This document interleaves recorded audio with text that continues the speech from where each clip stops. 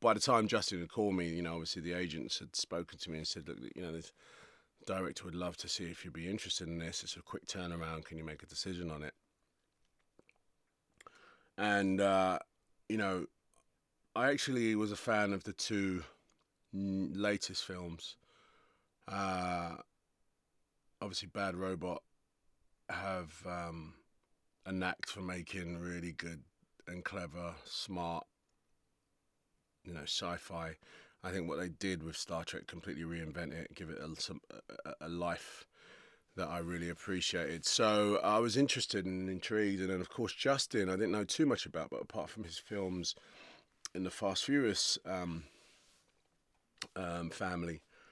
And so when we spoke on the phone, it was very much sort of feeling each other out sort of thing. And he said, "Look, man, the character that I'm trying to make and bring alive is very complex, and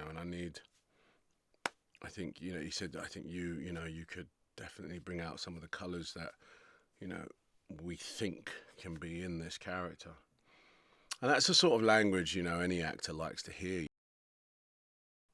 So the whole sort of manifestation of Kroll was a work in progress right into when we started filming it, which is actually a really refreshing way to work, because it meant that what we didn't know we could use, and what we discovered we could implement into performance.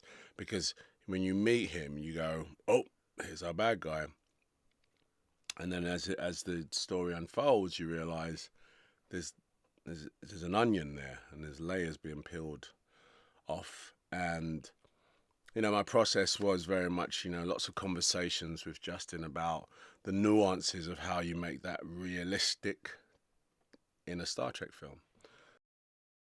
The costume, from the neck down, was basically a rubber suit with really, really amazing, intricate design. It was very heavy and quite restrictive. And every time I put it in, I had to do a full stretch out to make sure that I could get into it and move correctly. And what they're going to do in post with the design of the suit is going to look pretty badass. You know what I mean? It's got lots of moving parts and whatnot. First of all, the cast was so welcoming to the new cast.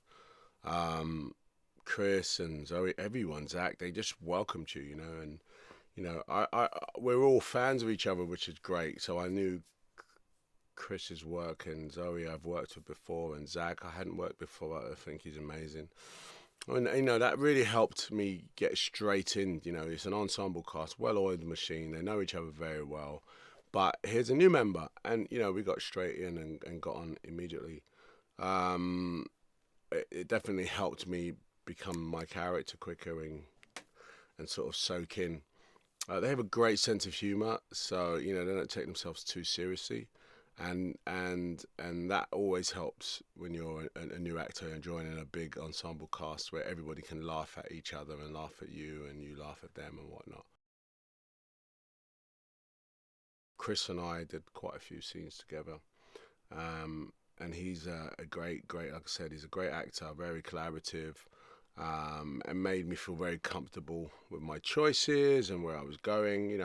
I was doing a very big performance in a film that plays it all down a little bit, and he was really supportive.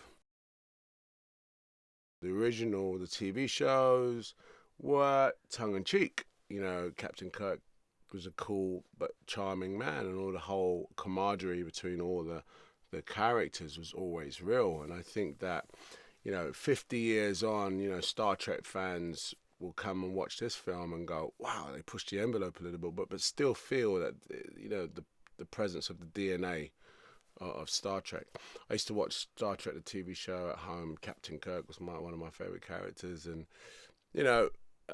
the small screen compared to the big screen, the difference is about the effects and the money, but the actual sort of characters, I think the cast and crew, the cast have done a really good job of bringing that alive in the modern day. I'm proud that I'm in a film that sits on the anniversary of 50 years of Star Trek.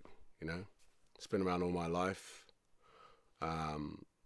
It's a staple part of our entertainment, pop culture, and we go, oh, I did a Star Trek movie. I played a baddie in Star Trek, which is like, you know, amongst actors, probably like shebang.